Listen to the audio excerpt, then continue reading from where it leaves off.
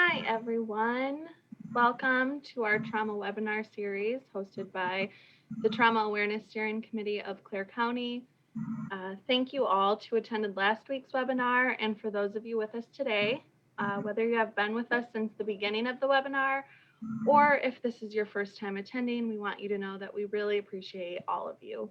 My name is Ariana, and I'm the Crisis Counselor at the Northern Michigan Alliance for Children. I'm also a member of the Trauma Awareness Steering Committee here in Clare County. Our task group is a multidisciplinary team made up of agencies in Clare County, such as the Child Advocacy Center, DHHS, law enforcement, school representatives, Listening Ear, 1016, the RESD, RISE Advocacy, and more, that are committed to continuing to spread awareness to build a resilient, trauma-informed community. Our goal is that all community members have the tools and knowledge they need to ensure that Clare County is a safe place to live, learn, and flourish.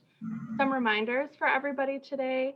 Our webinar is being recorded and shared on Facebook for future viewing. The content of this webinar will be approximately 30 minutes with a 15-minute question and answer at the end. All participants are muted, so please drop any questions that you may have in the chat box. Feel free to have your camera on or off, whatever you're most comfortable with. Today, our webinar is Marijuana and Vaping Youth Trends with Sarah Poet. Sarah works for 1016 Recovery Network as the Prevention Coordinator for Clare County. She graduated from CMU with a bachelor's in science, majoring in criminal justice and minoring in substance abuse, prevention, intervention, and treatment. Sarah is passionate about helping others live a healthy lifestyle. She wants to make a difference in our community and believes the first step to do that is investing in our youth. When Sarah is not at work, she spends the majority of her time outdoors. She has two amazing daughters, and they spend most of their time hunting, fishing, kayaking, swimming, biking, and running. Sarah also loves growing and raising her own food to feed herself and her family. They make their own maple syrup in the spring, and they have a large garden in the summer, and they raise chickens year-round. Sarah believes that you can become anything you set your mind to and put your energy in. At this time, Sarah, I will turn it over to you. Thank you. Thank you, everybody, for being here. This is my first webinar, just so you all know that, but I'm excited to be here and to share some information on marijuana and vaping and kind of like the trends that we are seeing in our local communities, and we'll get started. So we are going to start out talking a little bit about vaping. So vaping has become a big hit with our youth today. So of the youth that I see personally in the local schools, 100% of them have at least tried vaping. So unlike vaping though, it's actually not a or unlike its name, it's actually not a vapor at all. It is an aerosol, which is harmful to your lungs. So I have a short video clip in here that I wanted to share with you all, kind of just explaining the difference in vaping and the aerosol. This is water vapor. It's made out of just water. You can't actually see it, but it's what makes air feel humid. This is surprising all of us. This is a vape cloud. It's an aerosol that is made of chemicals, dyes, flavorings that are meant to eat, not breathe. And ultrafine particles, including heavy metals like nickel, tin, and lead. Ew. It is not water vapor. Water vapor, not water vapor. Kind of makes you wonder what else the vaping industry is lying about. Okay, so talk about what is drawing our youth to these devices, and it's the flavor mostly. So the youth cite that the top reason for trying to vape the first time is the flavor. Of the youth who reported vaping nationwide, 97% had used a flavored vape in the past month, and 98% or 98.7% of flavored vapes do contain nicotine. So a few other reasons that like our local youth that I see in the schools cite for vaping and or trying it is the vape clouds, and then because of course their friends are doing it. So I wanted to share with you all some of the flavors that are most popular and that are targeting our youth through the vaping companies. So some of the most popular ones are cotton candy, mango, pink lemonade, watermelon ice, sweet and fruity, and strawberry. So the watermelon ice, the ice actually comes in other flavors than just watermelon. They have like strawberry ice, raspberry ice, But the whole purpose of the ice flavor and why it's a big hit for the youth is it actually has like a cooling sensation in their lungs when they use the vape. So it's kind of like a nicotine or like a Vicks vapor rub type feeling, but it gives them the cooling effect, and so it's not as harsh on their lungs, and so the youth tend to like that a little bit more out of the flavors. So along with the appealing flavors, the that are targeting our youth, the tobacco company in general is making a comeback in the media. So research shows that higher exposure to smoking in movies makes youth twice as likely to smoke. So I'm going to show you a short video clip here that kind of shows some current tobacco use in our media.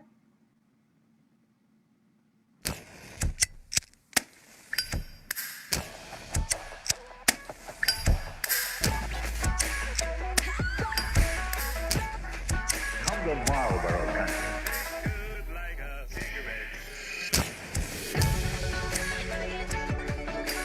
Must you really smoke? I love it so very much.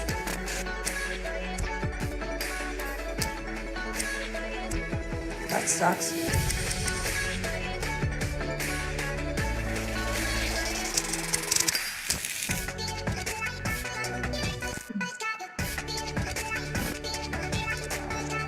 I need a cigarette. Can I get one of those? Get me one of those, will you?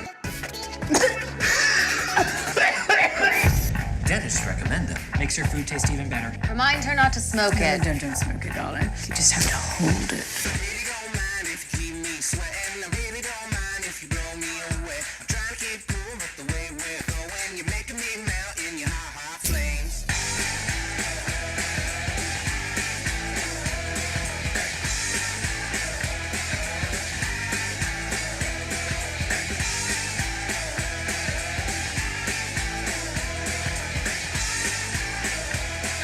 Who got a cigarette there? Anyone got a cigarette at the bar?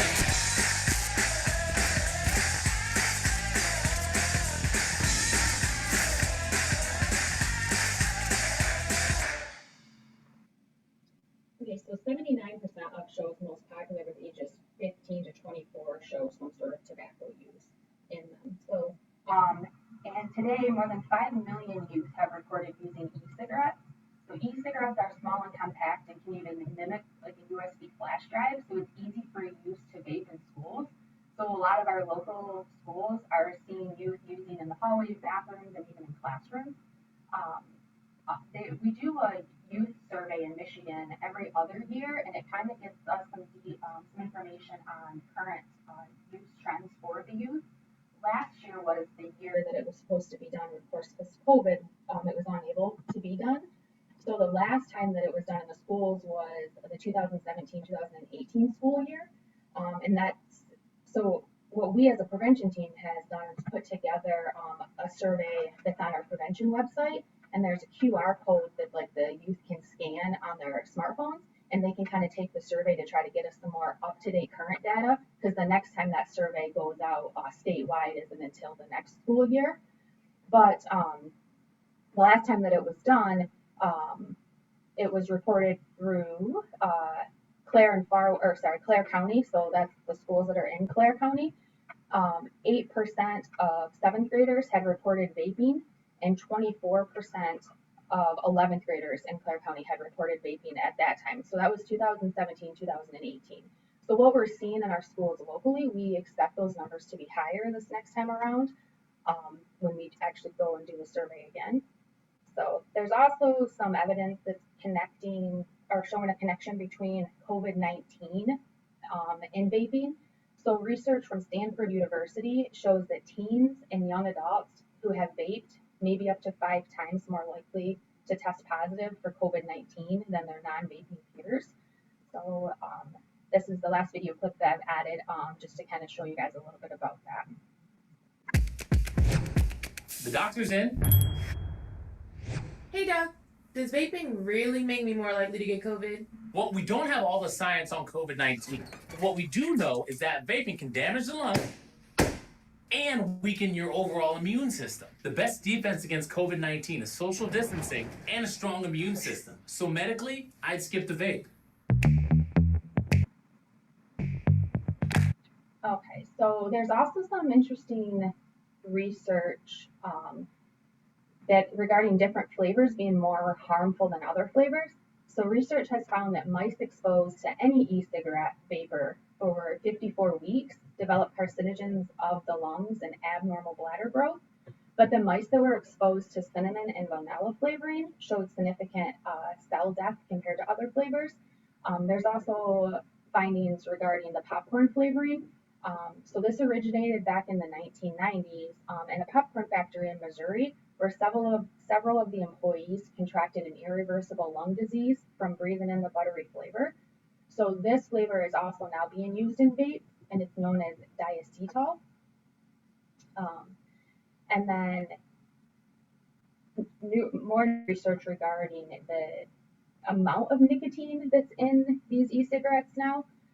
So from 2013 to 2018, the average nicotine concentration in e-cigarettes sold in the U.S. has more than doubled. A study done by the Truth Initiative and the Center for Disease Control and Prevention found that nicotine concentrates in e-cigarette products increased from 2% to 4% between 2013 and 2018. So that's double the amount of nicotine in over a 5-year period of time. So what does that mean for people that use e-cigarettes? Well, that means that 5 years ago, of course, if you smoked one Juul pod, you would have consumed the same amount of nicotine as smoking one pack of cigarettes. Well, today, if you were to smoke one Juul pod, you're going to be consuming the same amount of nicotine as smoking 2 packs of cigarettes. So the issue that we're finding now with the youth, of course, is obviously the risk of addiction increases along with the damage that nicotine causes to the youth's developing brain. So nicotine affects the prefrontal cortex of the brain, which is the part of the brain that's responsible for critical thinking, decision making, personality, and monitoring social behavior. So each time a new memory is created or a new skill is learned, stronger connections or synapses are built between the brain cells. And young people's brains build these synapses faster than adult brain. So the nicotine changes the way that these synapses are formed. So using nicotine in adolescence can harm the parts of the brain that control attention, learning, mood, and impulse control. So using nicotine in adolescence may also increase risk for future addiction to other drugs as well. So now we're going to take a look at marijuana use and our youth. So one thing that we know right now about youth and marijuana use is that when the perception of risk is lower, use is higher. Okay, so we've noticed as a prevention team that since the legalization of marijuana, perception of risk for our local youth is much lower. So there's also a direct correlation between youth who use tobacco products such as e-cigarettes, hookahs, or combustible cigarettes, and the use of marijuana. So youth who use any of these are more likely to report marijuana use 24 months later.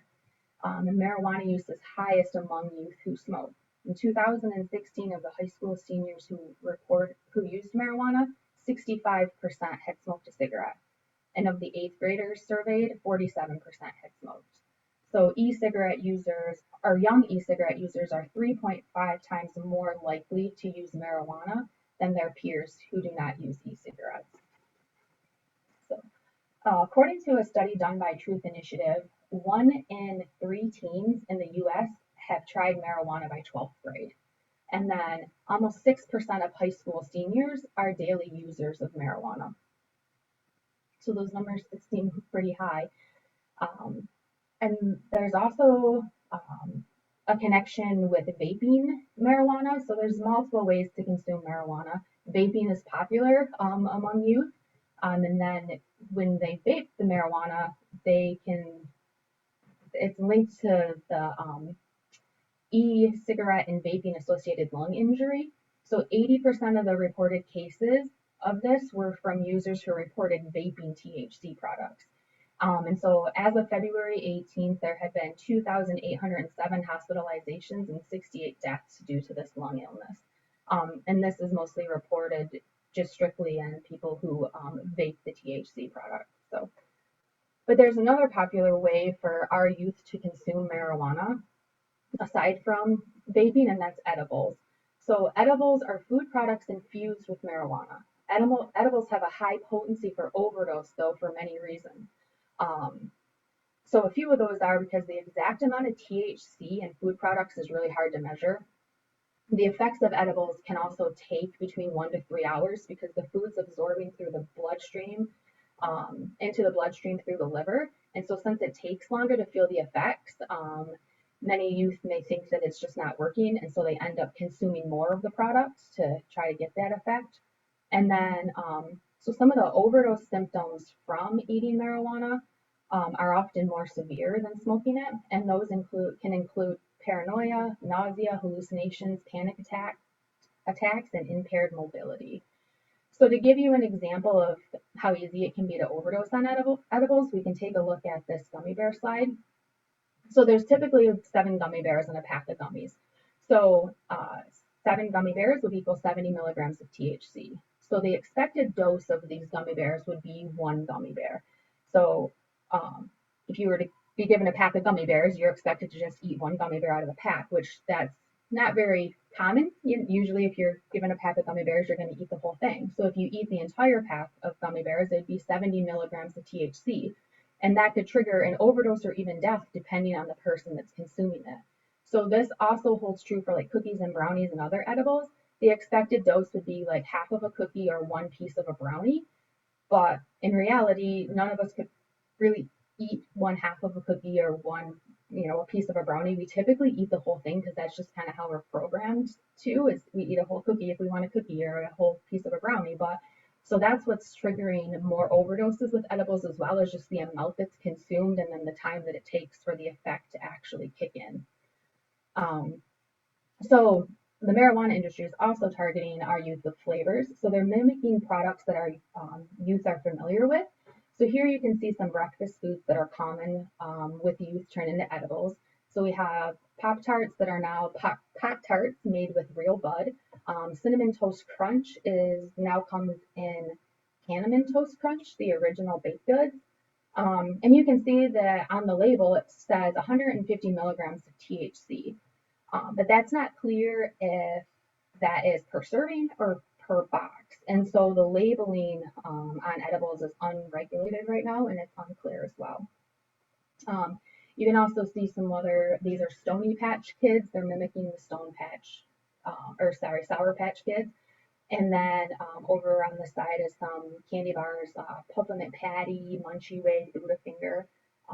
On this candy bar, you can see it says 10 times the strength.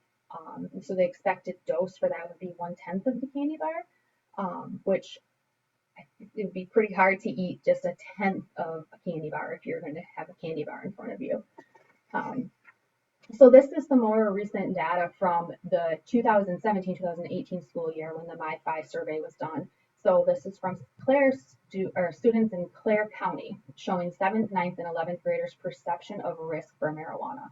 So 85% of 7th graders felt marijuana was a great risk. 44% of 9th graders felt it was a great risk, and 8% of 11th graders felt it was a great risk. And so when asked about the age of first use, their responses were 11 years old, 12 years old, and 14 years old. And at the time of the survey, 5% of 7th graders, 12% of 9th graders, and 15% of 11th graders had used marijuana in the last 30 days. So again, with what we're seeing in our schools today, we do expect these numbers to be higher the next time around when the survey comes around again.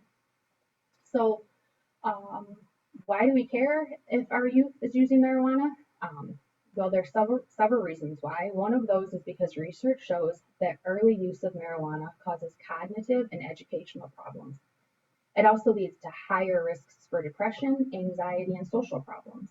And there's also a heightened risk for overdose and poisoning from marijuana edibles. And then, of course, there's the risk of becoming addicted. So early marijuana use by teens and young adults disrupts the brain's architecture, resulting in cognitive impairment. So regular use among youth can negatively impact memory, learning, and is associated with higher high school dropout rates, lower grades, and poorer attendance in school. And people who began using marijuana before the age of 18 are 4 to 7 times more likely to develop a marijuana use disorder than those who actually start using later on in life. And that's just because of the development of the brain. So So having all this information, what can we do with it? So how can we make a difference? Well, to start out, we can push for regulations on the marijuana and THC market with an eye toward public health. We can achieve this by clear labeling so we know exactly what is being consumed. We can also push for potency limits, and we need to push for removal of flavors that are appealing to our youth. And as a community, it's important, I think, for us to try to educate our youth on the actual truths about vaping and marijuana so they know the facts and they can decide for themselves on what, if any, substance that they want to use. And then lastly, we need to make sure that resources are readily available for our youth so they can get the help that's needed. I think that we kind of lack that a little bit in our communities, having access for youth. So I think that's something that's important. And the next two slides here are some websites. If any of you work with youth and you're interested in having like lesson plans or videos or handouts, this one right here is a good one. It's the Tobacco Prevention Toolkit. And I believe these slides are going to go online so you guys can get them later on too. But this one will kind of give you some resources that you can go over in lesson plans with the students. There's some pretty interesting stuff on it.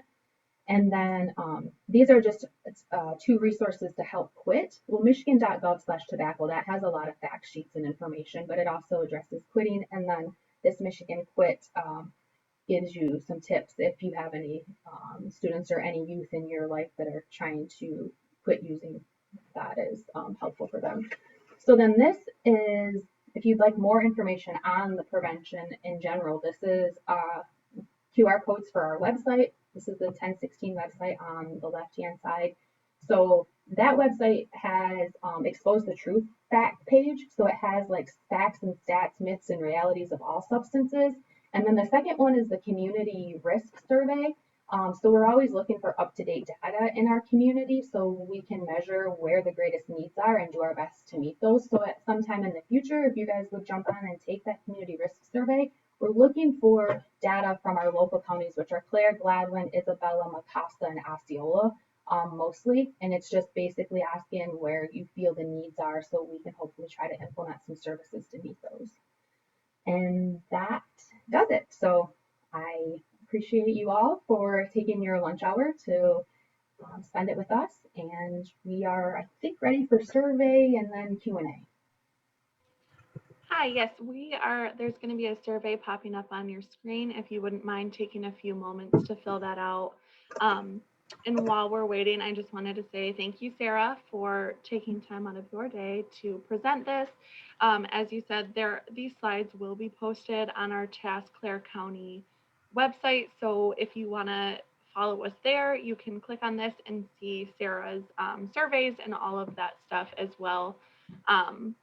So after we finish this short survey, we will have some time for question and answer. Like I said earlier, the microphones are muted. So if you do have any questions, please just type them in the chat box. And then we will read them to Sarah and we will go from there. Yeah,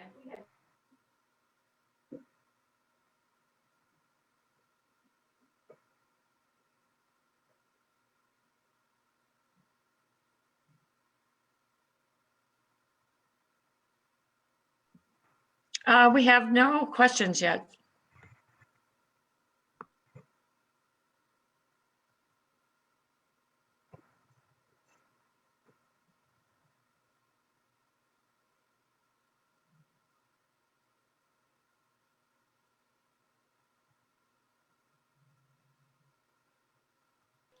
We'll give it just a second. If, like I said, if you've finished your survey and you have any questions, please just type them in the chat box.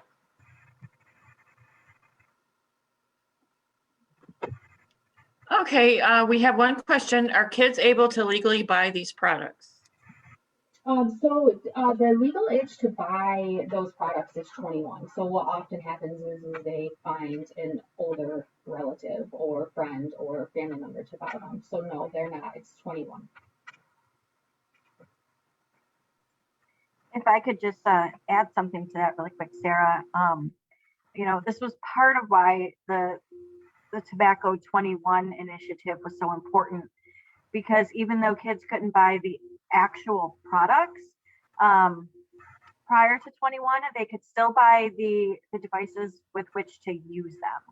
So they could still buy pipes, they could still buy, bongs, they could buy glass bowls, they could, even for vaping devices, as long as there wasn't, product being sold with that device, there were certain things that they could purchase.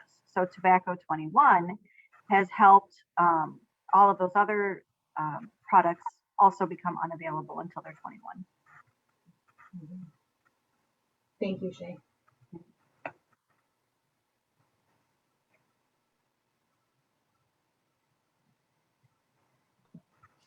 No other questions at this time.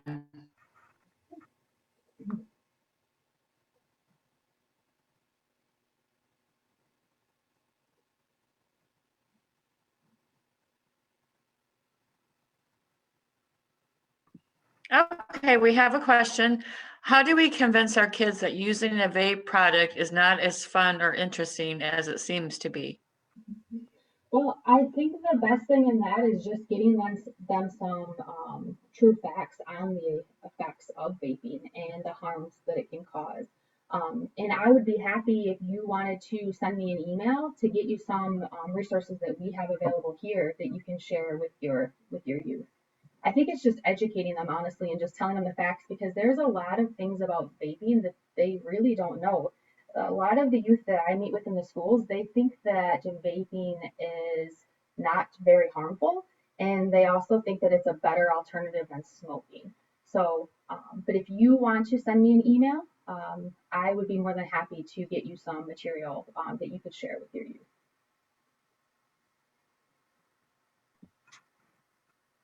Okay, we have some more questions.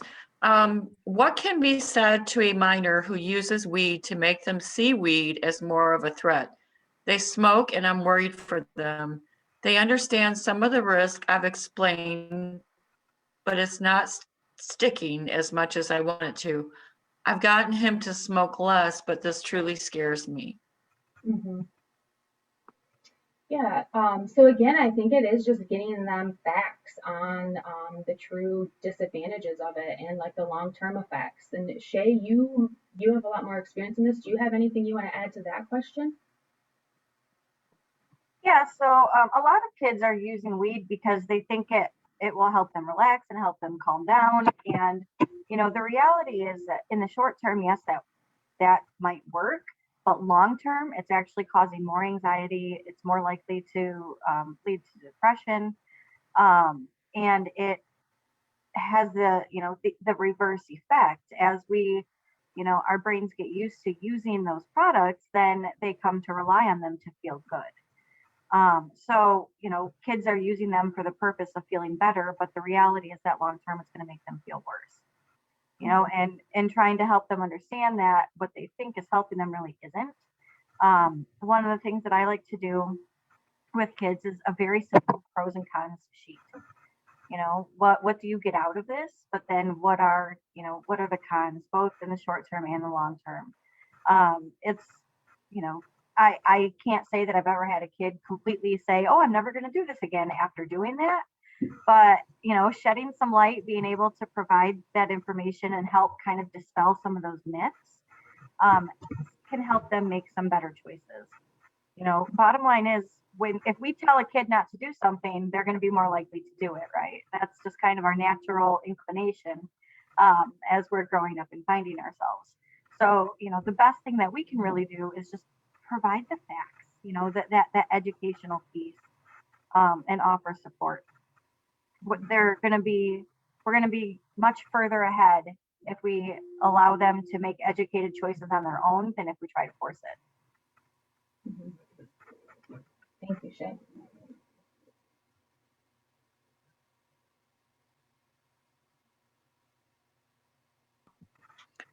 We have a question.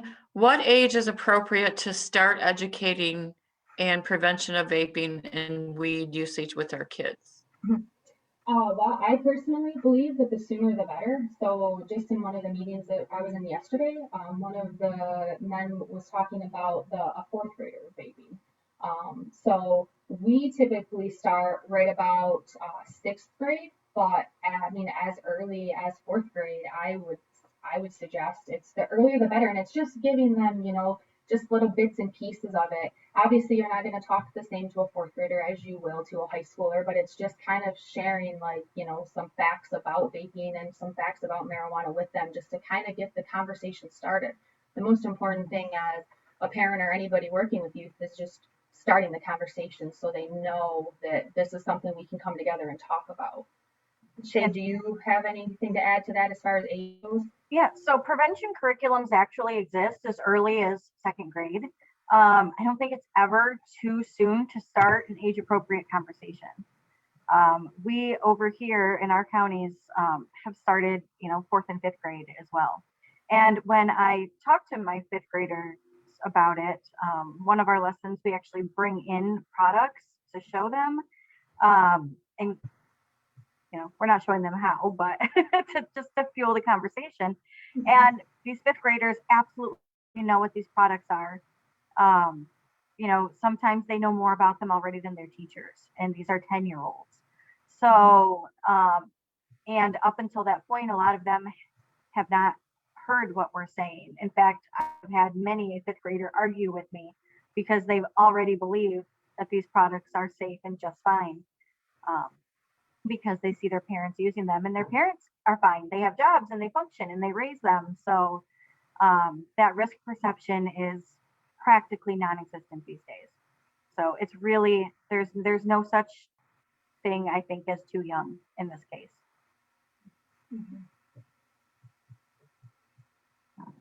Another point about that, especially with the marijuana, Sarah had talked about the edibles before, and the ridiculous strengths of them. We as adults, we want to believe that we have some impulse control, right? So we know to only eat 1/6 of the cookie or one gummy bear, even though it's hard. A child finding those products, they don't have that impulse control. They're absolutely not going to eat only one gummy bear. They're not going to only eat 1/6 of a cookie. They don't know the difference. So this has really contributed to overdoses and hospital stays for youth. Colorado has great data since they were the first to legalize about the increase in hospitalizations and youth overdose after legalization because of the edibles. So it's very important to educate them young, especially if you don't know where your food is coming from.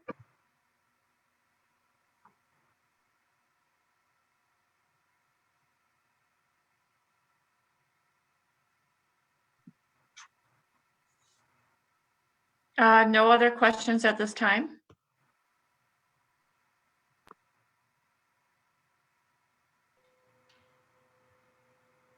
If you still have questions, we still have time if you want to put anything else in the chat box. If not, thank you so much, Sarah and Shay, for answering all those questions. And thank you, everyone, for taking the time out of your day to join us. You can find this webinar, this recording, and recordings of all of our other webinars on our TASC Clare County page. Join us next week, Thursday, March 4th at noon for Sensory Crafts with Sarah McCurdy. Thank you again, and we hope to see you next week. Right.